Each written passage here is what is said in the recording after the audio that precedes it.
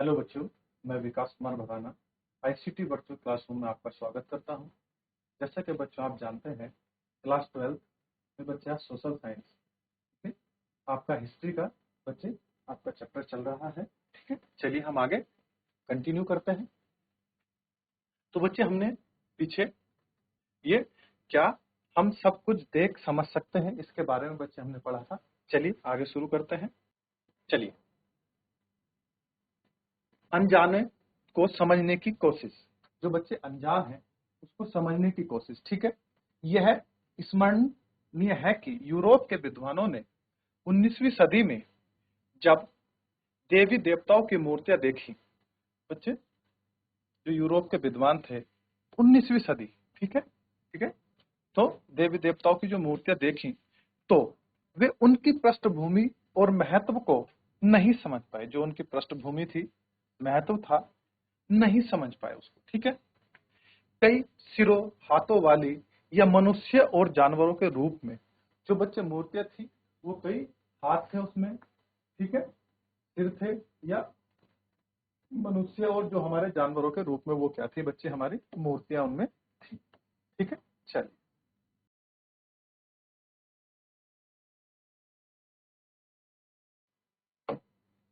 को मिलाकर बनाई गई मूर्तियां उन्हें विकृत लगती थी। यानी उनको क्या थी, विकृत मतलब अजीब एक प्रकार से लगती थी। ठीक है, और कई बार वे घृणा से भर जाते थे। यानी कई बार क्या है, उनके मन में घृणा आती थी, यानी उससे वे क्या थे, भर जाते थे। मेरे जो हृदय है वो किससे बच्चे, घृणा से भर जाता था। ठीक है, चलिए, इन शुरू शुरू के विद्वानों ने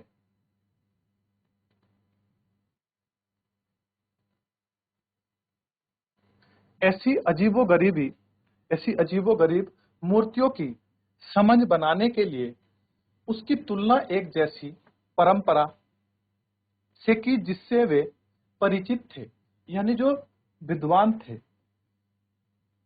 इन मूर्तियों को समझने के लिए क्या करिए बच्चे, जो एक तुलना में ऐसी जो परंपरा थी, ठीक है, जिससे वे परिचित थे, उससे क्या करिए बच्चे, उसकी तुलना करिए। अब जैसे मान लीजिए कोई चीज हमारे समझ नहीं आती, तो टीचर क्या है, उसके जैसा आपको एक बच्चे दूसरा एग्जाम्पल देकर समझा। ठीक है, तो ऐसी क्या था, जो बच्चे ये विद्वान थे, जब वो अजीबोगरीबी उन्होंने मूर्ति देखी, जब उनको उसमें कुछ नहीं समझ आया, तो उसके तुलनात्मक जो बच्चे एक हमारी दूसरी परंपरा थी, ठीक है, उसको उसके आधार पर क्या है बच्चे, उसको समझने की कोशिश करी, यानी उससे क्या हुए, वे परिचित हुए। ठीक है, चलिए, यह भी प्राचीन यूनान की कला परंपरा। तो बच्चे बच्चे कौन सी थी, प्राचीन यूनान की कला परंपरा। हालांकि वे प्रारंभिक भारतीय मूर्ति कला को यूनान की कला से निम्न स्तर का मानते थे।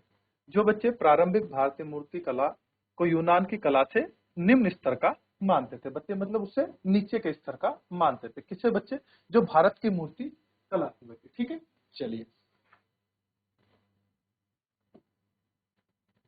बुद्ध और बोधिसत्व की मूर्तियों की खोज से वे काफी उत्साहित हुए। यानी जो बुद्ध और जो बोधिसत्व की जो मूर्तियां थी, उसकी खोज से वे क्या हुए, काफी उत्साहित हुए, यानी काफी प्रसन्न हुए। ठीक है, ऐसा इसलिए हुआ कि ये मूर्तियां यूनानी प्रतिमानों से प्रभावित थी। यानी जो मूर्तियां थी किसकी बच्चे, हमारी बौद्ध की या बौद्ध धर्म की, वो क्या थी, इसलिए क्योंकि वे यूनानी प्रतिमान जो थे से प्रभावित थी। जो यूनान के जो प्रतिमान थे, जो उनको बनाते थे मूर्तियों को बच्चे, उनसे क्या थी बच्चे, हमारी प्रभावित थी, यानी उनके जैसी कुछ कुछ कला आकृति थी। ये मूर्तियां ज्यादातर तक्षशिलाएं और पेशावर जैसे उत्तर पश्चिम के नजारों में मिलती थी। यानी जो ये मूर्तियां थी बच्चे, ज्यादातर कहां बच्चे, तक्षशिला और पेशावर जैसे उत्तर पश्चिम के नगरों में मिलती थी। ठीक है बच्चे, इन इलाकों में ईसा से 200 साल पहले भारतीय यूनानी शासकों ने राज्य बनाए थे। यानी 200 साल पहले क्या थे, जो भारतीय यूनानी जो बच्चे शासकों ने क्या थे, राज्य बनाए। ठीक है, चलिए, ये मूर्तियां यूनानी मूर्तियों से काफी मिलती जुलती थी, क्योंकि ये विद्वान यूनानी परंपराओं से परिचित थी। तो ये काफी हद में मिलती जुलती थी, क्यों, क्योंकि बेटे जो ये विद्वान यूनानी परंपराओं से परिचित थी। ठीक है, चलिए,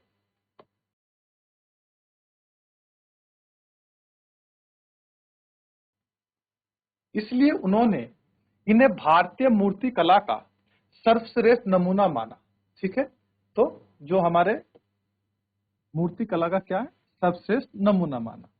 परिमाणतः इन विद्वानों ने इस कला को समझने के लिए एक तरीका अपनाया। जो विद्वान थे बेटे, उन्होंने इस कला को समझने के लिए एक तरीका अपनाया। सब अक्सर अपनाते हैं।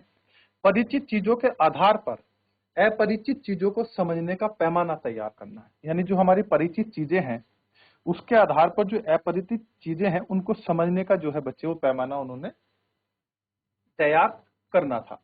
ठीक है, चलिए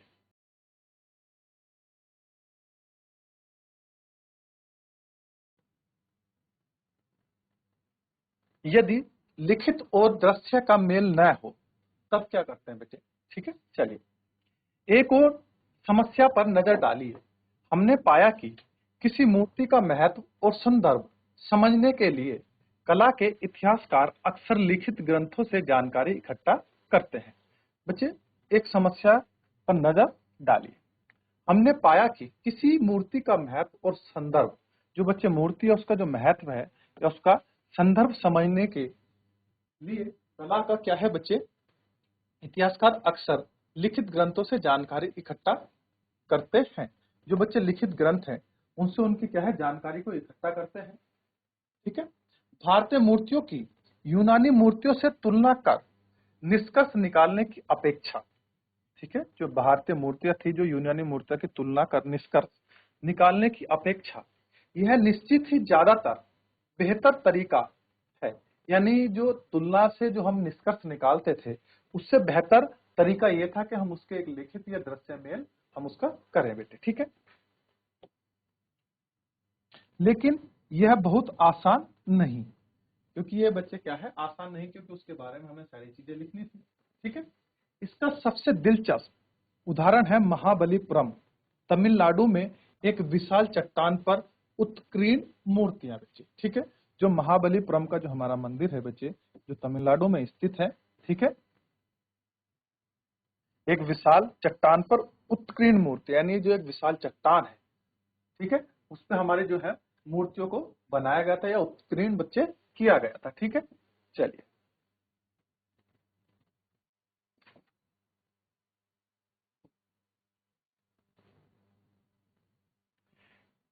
निश्चय ही चित्र 4.30 में किसी कथा का सजीव चित्रण किया गया है, लेकिन यह कौन सी कथा है। कला इतिहासकारों ने पुराणों में, साहित्य में इस कथा को पहचानने के लिए काफी खोजबीन की है।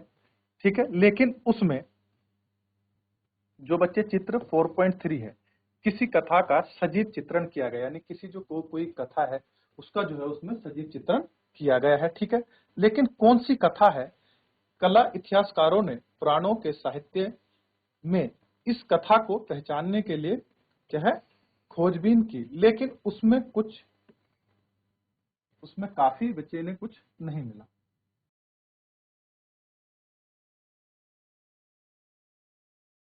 लेकिन उनमें काफी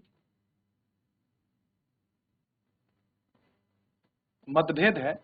कुछ का मानना है कि इसमें गंगा नदी के स्वर्ग से अवतरण का चित्रण है। कि इसमें कुछ का मानना क्या है, जो गंगा नदी का जो स्वर्ग से अवतरण का चित्रण है। चट्टान की सतह के मध्य प्राकृतिक दरार शायद नदी को दिखा रही है। जो बच्चे चट्टानों की जो सतह पर मध्य जो बच्चे प्राकृतिक दरार है, ये शायद क्या है, नदी को दिखा रही है। यही कथा महाकाव्यों और पुराणों में वर्णित है। तो यही बच्चे कथा क्या है, हमारी महाकाव्य और पुराणों में वर्णित है। दूसरे विद्वान मानते हैं कि यहाँ पर दिव्यास्त्र प्राप्त करने के लिए महाभारत में दी गई अर्जुन की तपस्या को दिखाया गया है। जो बच्चे दिव्यास्त्र प्राप्त करे थे अर्जुन ने महाभारत में, ठीक है, जो अर्जुन की तपस्या को इसमें क्या है बच्चे, दिखाया गया है। ठीक है, वे मूर्तियों के बीच एक साधु को केंद्र में रखे जाने की बात को महत्व देते हैं।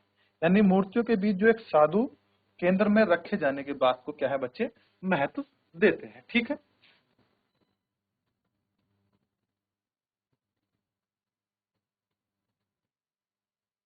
जैसे 4.3 बच्चे ये है हमारी, ठीक है। आप इस आकृति को देखें, 4.3 महाबलीपुरम की एक मूर्ति, ठीक है।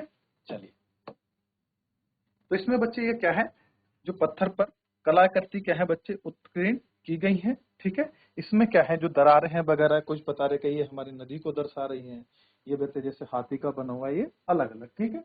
आई होप आपको बच्चे ये समझ में आएगा। चलिए आगे हम अपना शुरू करते हैं।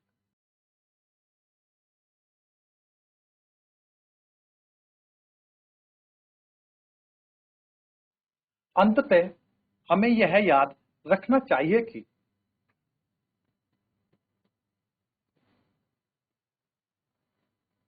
बहुत से रीति रिवाज, धार्मिक विश्वास और व्यवहार इमारतें, मूर्तियां या चित्रकलाओं के द्वारा स्थायी दृश्य माध्यम के रूप में दर्ज नहीं किए गए हैं बच्चे।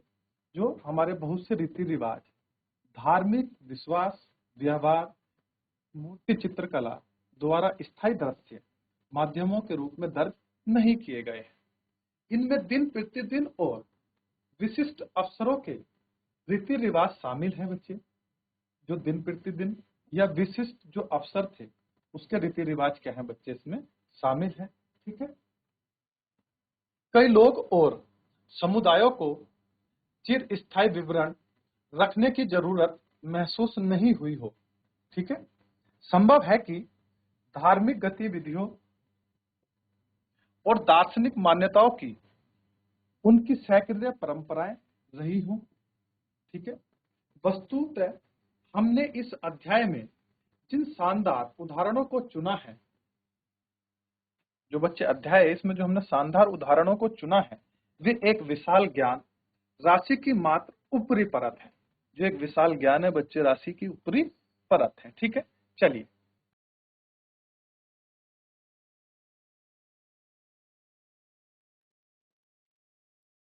चलिए बच्चे,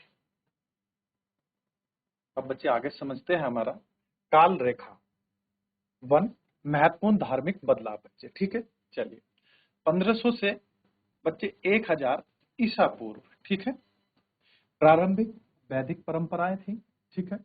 और 1000 से 500 ईसा पूर्व बच्चे उत्तर वैदिक परंपराएं। लगभग 6ठी सदी ईसा पूर्व में हमारी प्रारंभिक उपनिषद, जैन धर्म, बौद्ध धर्म, ठीक है। लगभग 3री सदी ईसा पूर्व आरंभिक स्तूप, ठीक है। लगभग 2री सदी ईसा पूर्व से आगे महायान, बौद्ध मत का विकास, वैष्णववाद, शैववाद और देवी पूजन परंपरा। लगभग 3री सदी सबसे पुराने मंदिर बच्चे। तो ये क्या है, हमारा काल रेखा है, धार्मिक महत्वपूर्ण बदलाव है बच्चे। कौन सी ईसा पूर्व में हमारे क्या बदलाव हुए, जैसे बच्चे आपसे पूछा जाएगा कि 1500 से 1000 ईसा पूर्व में जो हमारा महत्वपूर्ण धार्मिक बदलाव था वो क्या था, वैदिक, जो प्रारंभिक वैदिक परंपराएं थी बच्चे। ऐसी हमारा 1000 से 500 ईसा पूर्व में बच्चे हमारा वैदिक, सॉरी, उत्तर वैदिक परंपराएं थी, ठीक है। 6ठी हमारी सदी में क्या था बच्चे, प्रारंभिक उपनिषद, जैन धर्म, बौद्ध धर्म था, ठीक है। 3री सदी ईसा पूर्व में बच्चे आरंभिक स्तूप थे। लगभग 2री सदी ईसा पूर्व से आगे महायान का विकास, वैष्णववाद, शैशववाद और देवी पूजन परंपरा बच्चे। और लगभग 3री जो सदी ईसवी है बच्चे, उसमें क्या था, हमारा सबसे पुराने मंदिर, ठीक है। चलिए,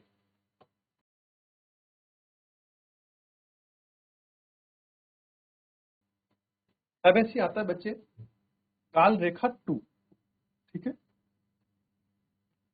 प्राचीन इमारतों और मूर्तियों की खोज और संरक्षण का महत्वपूर्ण चरण, ठीक है। खोज और बच्चे संरक्षण का महत्वपूर्ण चरण है, ठीक है। चलिए, जैसे 1814, ठीक है, ईस्वी, इंडियन म्यूजियम कलकत्ता की स्थापना, ठीक है बच्चे। इंडियन म्यूजियम की स्थापना हुई और कलकत्ता की स्थापना हुई, ठीक है।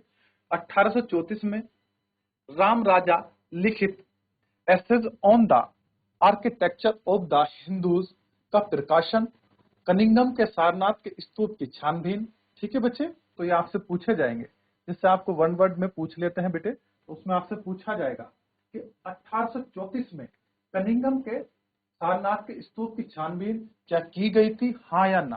तो बच्चे आपको इसमें सत्य असत्य में पूछ सकता है, ठीक है। आपको इसमें बहुविकल्प के रूप में जो आपके 1 नंबर के क्वेश्चन आते हैं उसमें भी इसको पूछ सकता है कि कनिंघम के सारनाथ के जो स्तूप की छानबीन थी वो कौन से सन में हुई, 1834 में हुई, 1814 में हुई, 1820 में हुई, 1851 में हुई? तो आप क्या लगाएंगे बेटे उसका? 1814 आंसर लगाएंगे, ठीक है। चलिए, ऐसी 1835 से 1842, ठीक है, जेम्स फर्गुसन के महत्वपूर्ण पुरातात्विक स्थलों का सर्वेक्षण किया गया, ठीक है। इसका बच्चे पुरातात्विक जो स्थल है उनका सर्वेक्षण किया गया। 1851 में गवर्नमेंट म्यूजियम और मद्रास की स्थापना, ठीक है बच्चे, इसकी गवर्नमेंट म्यूजियम और हमारा मद्रास की स्थापना। 1854 में बच्चे अलेक्जेंडर कनिंघम के जो भीसला टोपस लिखी, जो सांची पर लिखी गई सबसे प्रारंभिक पुस्तकों में से एक है, ठीक है बच्चे।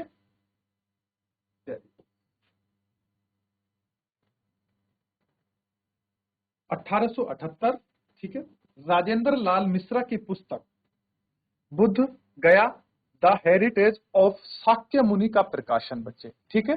किसका? राजेंद्र लाल मिश्र की पुस्तक बुद्ध गया द हिस्टोरीज ऑफ शाक्य मुनि का प्रकाशन बच्चे, ठीक है। चलिए, 1880 में एच कोल को प्राचीन इमारतों का संग्रह अध्यक्ष बनाया गया बच्चे। आपसे पूछेगा कि 1880 में एच कोल को प्राचीन इमारतों का संग्रह अध्यक्ष बनाया गया था, ये सत्य है या बच्चे असत्य? आपसे इस तरीके से क्वेश्चन पूछ सकता है, ठीक है। चलिए,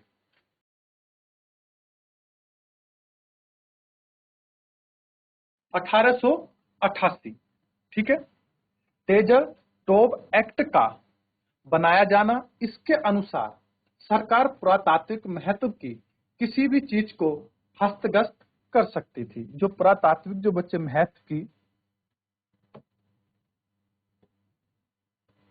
चीजों को हस्तगत कर सकती थी। अब आ जाती है बच्चे हमारी 20वीं सदी। 20वीं सदी मतलब बच्चे जो हमारा 1900 से हमारी जो है 2000 तक रहेगी, वो हमारी क्या है बच्चे? 20वीं सदी रहेगी, ठीक है। चलिए, 1914 जॉन मार्शल और अल्फ्रेड फूसे की द मॉन्यूमेंट्स ऑफ सांची पुस्तक का प्रकाशन बच्चे। जॉन मार्शल और अल्फ्रेड फूसे की द मॉन्यूमेंट्स ऑफ सांची पुस्तक का प्रकाशन हुआ। 1923 में जॉन मार्शल की पुस्तक कंजर्वेशन मैनुअल का प्रकाशन हुआ बच्चे। कंजर्वेशन मैनुअल का प्रकाशन हुआ। 1955 में प्रधानमंत्री जवाहरलाल नेहरू ने राष्ट्रीय संग्रहालय नई दिल्ली की नींव रखी, ठीक है बच्चे। इसमें 1955 में प्रधानमंत्री जवाहरलाल नेहरू ने राष्ट्रीय संग्रहालय की नई दिल्ली में क्या रखी बच्चे? नींव रखी। 1989 1989, ठीक है, सांची को एक विश्व कला का दाय स्थान घोषित किया गया, ठीक है। इसका बच्चे सांची को विश्व कला का दाय स्थान घोषित किया गया, ठीक है।